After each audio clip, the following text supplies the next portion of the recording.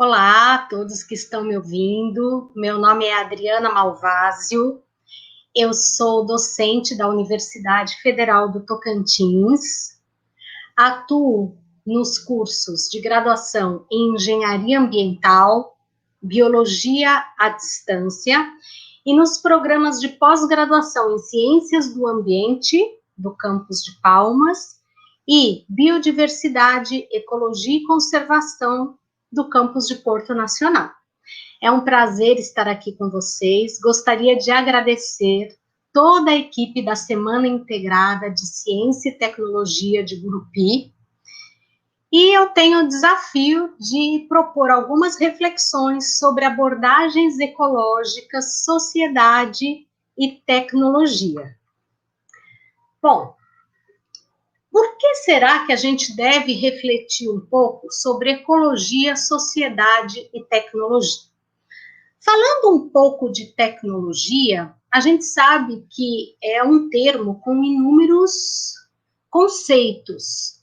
A tecnologia em si, ela pode ser um conjunto de procedimentos, técnicas de vários tipos, inclusive técnicas para comunidades mais tradicionais. Então, por exemplo, se um grupo de quebradeiras de coco encontra uma melhor forma e mais efetiva de quebrar o coco, é um tipo de tecnologia. Mas o que é muito comum é a gente não valorizar tanto esse tipo de tecnologia e associar rapidamente a desenvolvimentos de softwares e tecnologias que têm a ver com computadores, celulares, e atualmente é tão comentada inteligência artificial, que é o tema até do evento, que se relaciona a sistemas, que é uma inteligência que tem que se aproximar da inteligência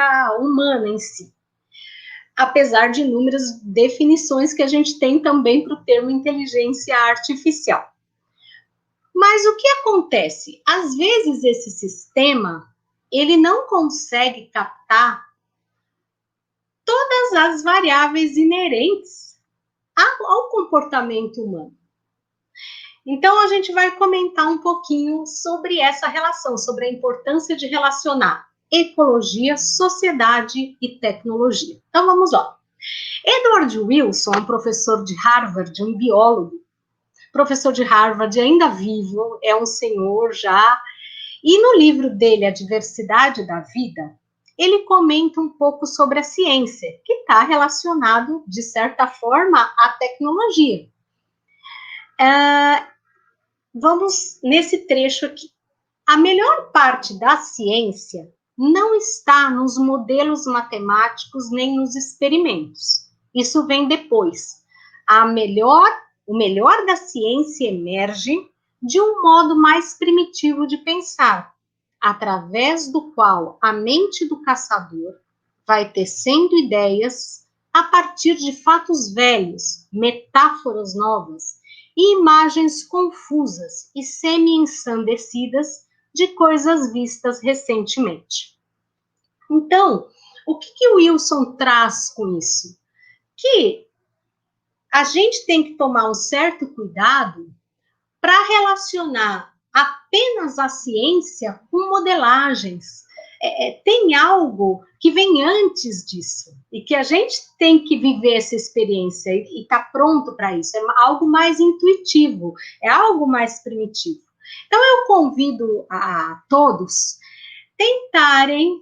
Eu vou ler um pequeno trecho, uma breve leitura desse livro Diversidade da Vida, no capítulo 1, chama Tempestade na Amazônia. Apesar do Wilson ser americano, ele passou um tempo na Amazônia, e esse pequeno trecho eu convido a todos para tentarem, assim, fechar os olhos e fazer uma imersão um pouco nessa leitura, para depois a gente ver junto o que vocês sentem.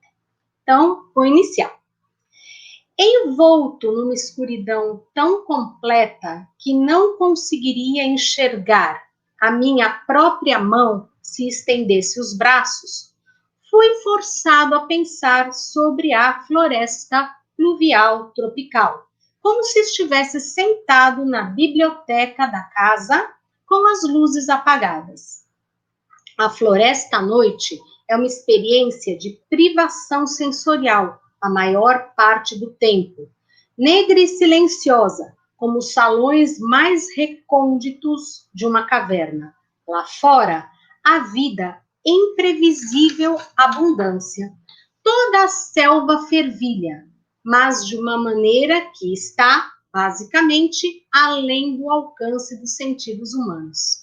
99% dos animais se orientam por trilhas químicas deixadas sobre a superfície, lufadas de cheiro lançadas no ar ou na água, e odores espargidos por pequenas glândulas ocultas e lançados contra o vento.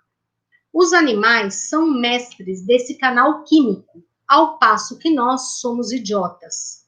Porém, somos gênios do canal audiovisual, igualados nessa modalidade apenas por alguns poucos grupos, baleias, macacos, aves. E é por isso que aguardamos o amanhecer, enquanto eles esperam a noite cair. Mas, como visão e audição são os pré-requisitos evolutivos da inteligência, somente nós chegamos a refletir sobre coisas como as noites na selva amazônica e as modalidades sensoriais. Esse breve trecho do livro do Wilson, que, aliás, ele escreve muito bem, porque ele passa a ciência de uma forma até bastante poética, é um autor muito premiado, com livros, com muitos prêmios.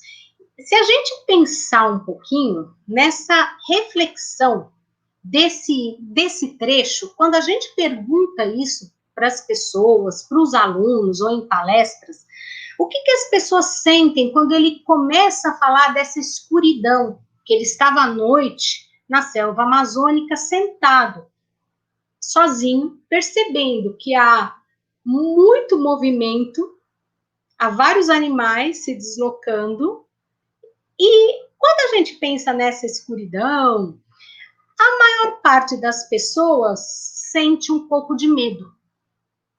Quando a gente pergunta, o que você sente medo? Ou também outra resposta comum é nostalgia, lembrar da infância, quando tinha maior contato com a natureza. Daí a gente sente que nós tivemos um distanciamento da natureza. E esse distanciamento pode interferir no nosso poder de observação e de sentir, que é aquilo mais primitivo que ele fala, voltando o slide. Quando ele fala que o melhor da ciência emerge de um modo mais primitivo de pensar. E isso vem dessas experiências que muitas vezes a sociedade ocidental, quero dizer, né, nós deixamos um pouco para trás. Então, tem um outro autor, o Capra, no seu livro A Teia da Vida, complementando um pouco agora com as abordagens ecológicas, ele fala em duas grandes abordagens, que seria a ecologia rasa, que tem uma visão mais antropocêntrica, e a ecologia profunda, com uma visão mais ecocêntrica. A ecologia rasa, nessa visão voltada para o homem, vê a natureza como um recurso, tanto que a gente chama de recursos naturais, é muito comum. E a ecologia profunda, que Capra evidencia bastante nesse livro A Teia da Vida, coloca os valores na natureza em si, em todos os seres vivos, no meio natural como um todo, e o homem é um fio nessa teia da vida. É uma visão mais holística. E nós temos muita dificuldade, né, todos nós, da civilização ocidental, de enxergar, de ter uma perspectiva de vida de uma forma de ecologia profunda. Todos nós, inclusive eu, é lógico, nós fomos, acho que nós nem sabemos viver dessa forma, para falar a verdade. Mas é algo importante da gente refletir, porque traz consequências. Quando você enxerga a natureza como um recurso para atender o ser humano, e sob a perspectiva de um desenvolvimento constante, isso traz consequências. Então, o Capra, ele coloca que os problemas ambientais, por exemplo, eles são sistêmicos. Ele tem um sistema, ele tem uma rede. Então, vamos dar um exemplo aqui. Quando a gente... muitas vezes a gente não se vê dentro dessa rede. Um exemplo. Quando a gente fala da plantação de cana-de-açúcar, que ela devastou grande parte, vamos supor, do estado de São Paulo. Destruiu florestas e florestas e se instalou lá em grande escala, né? Plantação de cana-de-açúcar. É algo que a gente, muitas vezes, critica um pouco, né? Porém, quando a gente vê a rede toda, e nós vamos comprar um carro novo, um carro de passeio novo, se a gente puder comprar um carro flex, seja gasolina e álcool, nós compramos. E o carro flex, quando vai falar em utilização de álcool, vem exatamente dessa plantação de cana-de-açúcar em larga escala, que destruiu grande parte da floresta do estado de São Paulo, e a gente está na rede, a gente compra o carro, inclusive eu estou falando da dificuldade que todos nós temos. É um discurso até bonito, a gente acha bonita a ecologia profunda, a ecologia holística, mas a nossa forma de vida tem muita dificuldade de conseguir trabalhar dessa maneira. Então, nós estamos em redes de degradação ambiental e muitas vezes não percebemos.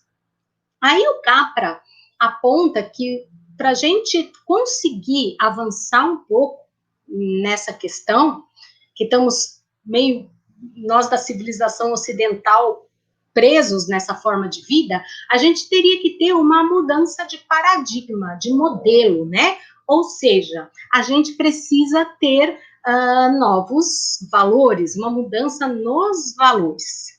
Bom, então aí ele até aponta que a cultura ocidental industrial valoriza tendências autoafirmativas e a gente negligencia as tendências opostas. Então, por exemplo, o que nós valorizamos na cultura ocidental? Expansão, negligenciamos conservação. Valorizamos competição, negligenciamos cooperação. Valorizamos quantidade, negligenciamos qualidade. Valorizamos dominação, negligenciamos parceria. Parece estranho, mas não é. Se a gente pensar bem, o mundo que a gente vive, que a gente convive, ele tem como meta expansão, ele nos mostra e valoriza uma competição, ele é produtivista, por isso que ele valoriza a quantidade e é extremamente da dominação. A gente vê isso na própria política, na política de países e tudo mais. Então, é nesse contexto que nós somos inseridos e nós temos muita dificuldade de sair disso, mas, ao mesmo tempo, só da gente estar conversando sobre esses assuntos já é bastante importante. Essa reflexão é bastante importante. Gente, só um adendo aí, essa tartaruguinha que aparece, porque eu, nas minhas pesquisas mesmo, eu trabalho muito com quelônios, né, com tartarugas, é o forte da minha pesquisa, e ela tá aí, né, são muitas espécies que a gente tem com problemas ameaçadas de extinção aí. Bom, continuando a falar disso, a ecologia, então, profunda, que o Capra, assim, ressalta nesse livro, A Teia da Vida, tem a ver com o reconhecimento do valor da vida não humana. Não só a vida humana. A gente tem um valor na vida humana, mas a vida não humana, ela tem que ser reconhecida, ela tem que ser valorizada. E essa ética também é necessária na ciência e na tecnologia, porque senão a gente vai valorizar apenas a ciência e tecnologia para o ser humano e muitas vezes para determinados seres humanos, muitas vezes também negligenciamos tecnologias mais artesanais e só valorizamos a tecnologia de software, por exemplo. Ainda nesse contexto, o Alberto Acosta, com o livro dele, O Bem Viver, falando, tem um livro, Bem Viver, mas é uma proposta filosófica. ele é um economista do Equador, que ele tem essa proposta de modo de vida mesmo. E é interessante que é um modo de vida totalmente voltado para a cooperação, baseado em algumas comunidades indígenas. É muito interessante a leitura e conhecer. E ele fala na questão do desenvolvimento, que quando a gente fala em desenvolvimento, sob o aspecto de desenvolvimento econômico permanente, é algo extremamente difícil de ser compatível com realmente a conservação do planeta Terra a longo prazo. Esse desenvolvimento que não pode parar, ele até comenta que é um fantasma que nos persegue, é a forma que a gente está inserido. A gente está inserido na competição, na expansão, na dominação. Então, é algo interessante. E ele vem com uma proposta de um modo de vida que ele chama bem viver, que seria muito diferente disso em si. E voltando para o Wilson, em outro livro dele, esse é um livro mais recente do Wilson, todos esses autores que eu citei, tá, gente? O Wilson, o Acosta, o Capra, estão todos vivos atualmente, tá, ainda. Apesar que o Wilson, né, e o Capra, eles já têm uma idade mais avançada, o Acosta é mais jovem. Bom, nesse livro mais recente do Wilson, O Sentido da Existência Humana, convido a todos para fazer uma reflexão. Vamos tentar fazer uma pequena leitura, uma breve leitura e ver o que a gente sente, né, o que a gente tira desse pequeno trecho do livro do Sentido da Existência Humana, o capítulo 3. Seriam os seres humanos intrinsecamente bons, mas corruptíveis pelas forças do mal? Ou, ao contrário, naturalmente pecadores, mas suscetíveis à redenção pelas forças do bem? Somos constituídos para jurar a vida a um grupo, mesmo correndo risco de morte, ou nos situamos e as nossas famílias acima de tudo? As evidências científicas, boa parte das quais foram provadas nos últimos 20 anos, sugerem que somos as duas coisas ao mesmo tempo. Todos temos conflitos inatos. Fazer o jogo a qualquer preço ou delatar, doar para a caridade ou investir em CDBs, negar a infração de trânsito ou admiti-la. Não posso seguir adiante sem expor as minhas contradições. Em 1978, quando Carl Sagan venceu o prêmio Pulitzer de não ficção, desprezei a honraria como conquista menor para um cientista, pouco digna de nota. No ano seguinte, quando ganhei o mesmo prêmio Pulitzer, como que por magia, o prêmio passou a ser um reconhecimento literário ao qual cientistas deveriam dar a merecida atenção.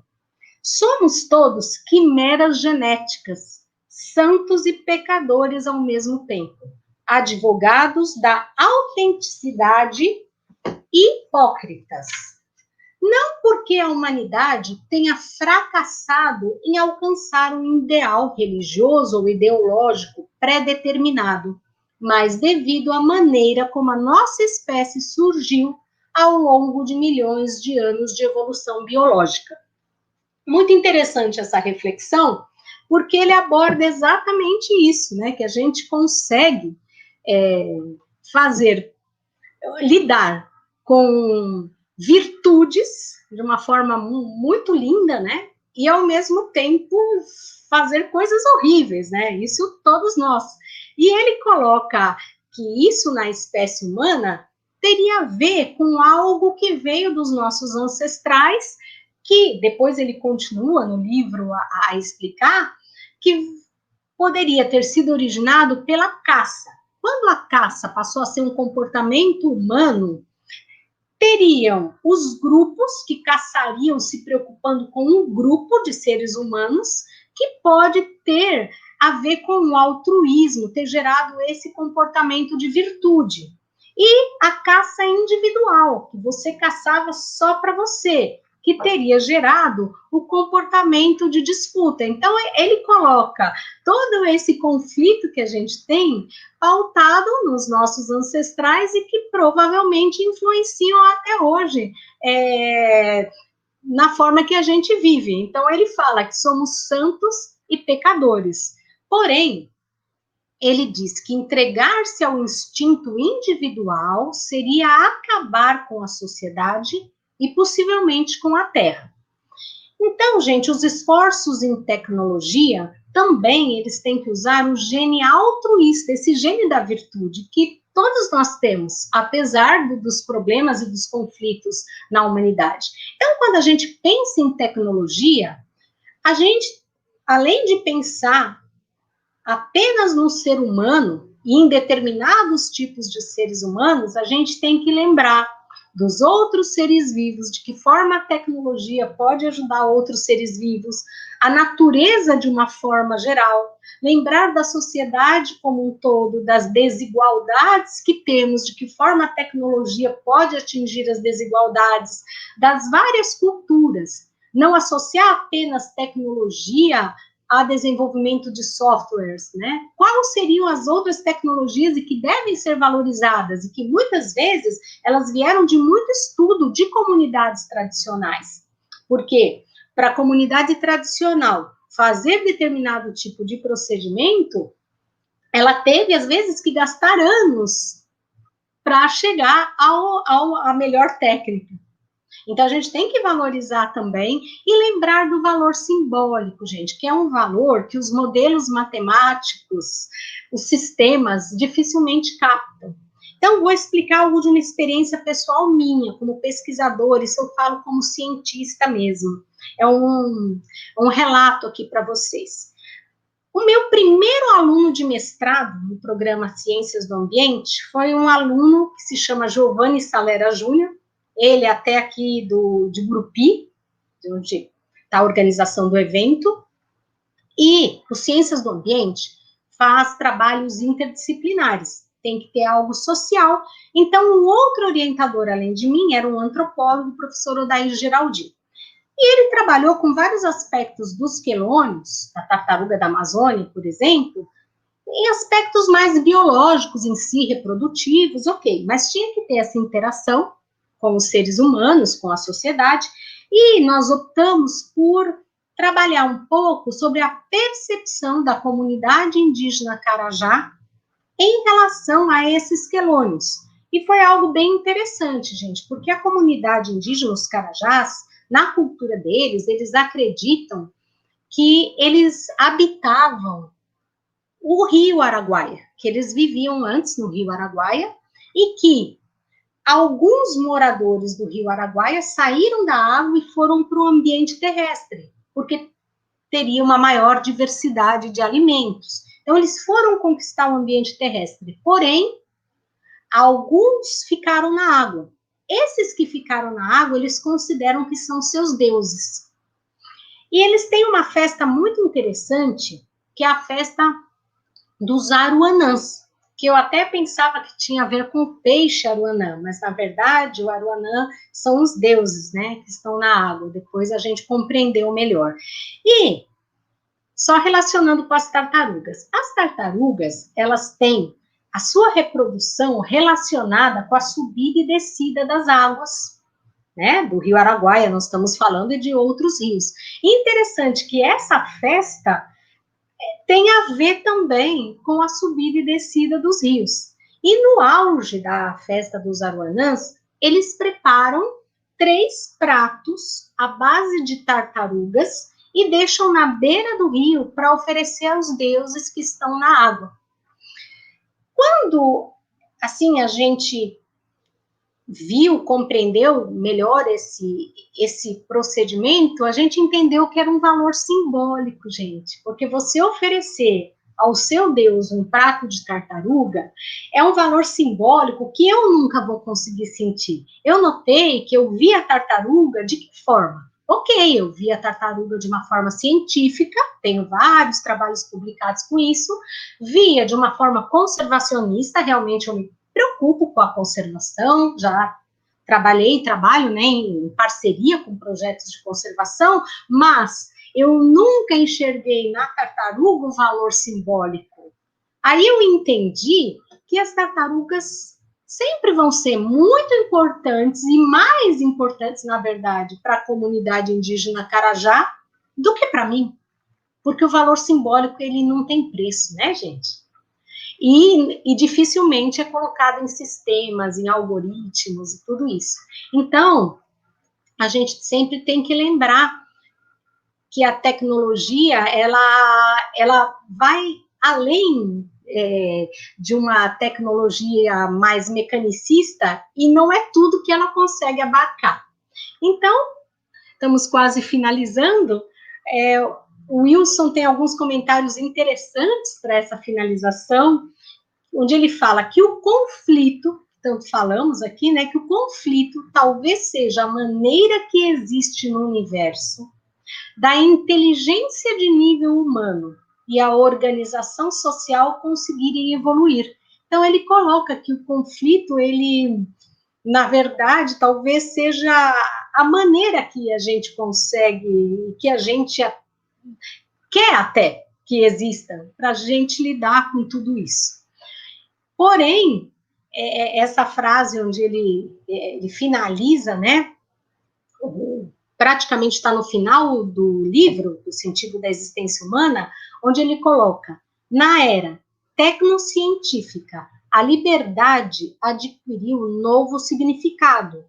Como um adulto que emerge da infância, temos uma gama de opções muito mais vasta, mas também um número comparavelmente maior de riscos e responsabilidades. Então, é isso que a gente não pode esquecer. A tecnologia, a ciência, ela nos liberta, ela nos amplia, ela possibilita muitas coisas, inclusive isso que estamos tendo esse evento de forma online, mas a gente não pode esquecer de todo o resto, de todas as outras tecnologias, das desigualdades, da sociedade, da natureza e de tudo isso que merece a nossa atenção e também o nosso valor, o que não é fácil, o que realmente não é fácil, mas como a gente gosta de conflito, quem sabe, né, isso nos ajude a pensar, a refletir mais sobre isso e ter ações positivas nesse sentido. Então, era isso, uma breve reflexão que eu queria trazer sobre essas abordagens ecológicas, sociedade e tecnologia, lembrando que eu estou dentro disso, no mesmo problema, passo por todos esses conflitos da mesma forma. Agradecer, então, a 6ª Semana Integrada de Ciência e Tecnologia de Gurupi, a equipe organizadora, muito obrigada, a toda a equipe de tecnologia também, as instituições envolvidas, que com certeza é um evento que abarca mais instituições, a professora Priscila Bezerra, do campus de Gurupi, da UFT, que me convidou a fazer a palestra, a Universidade Federal do Tocantins, que é a instituição que eu trabalho, e esse é meu e-mail, caso alguém queira entrar em contato, meu e-mail é meu sobrenome, malvasio@uft.edu.br. Obrigada a todos.